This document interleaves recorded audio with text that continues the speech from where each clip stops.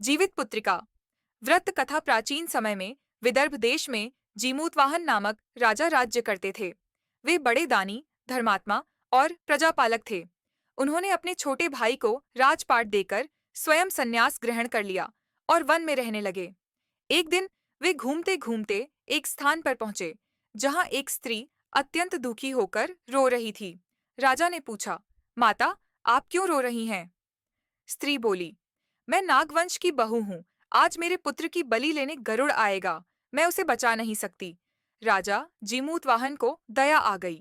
उन्होंने कहा, माता, आप चिंता न करें, मैं आपके पुत्र की जगह जाऊंगा। इतना कहकर उन्होंने नागपुत्र के वस्त्र पहन लिए और शिला पर लेट गए। थोड़ी देर बाद गरुड़ आया और उसे पकड़कर ले जाने लगा।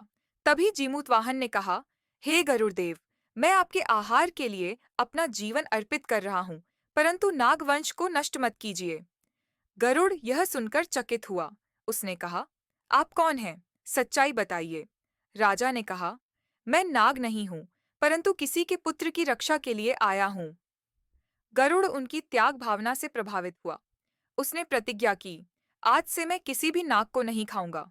फिर उसने जीमूतवाहन को आशीर्वाद दिया और नागवंश को सुरक्षित कर दिया।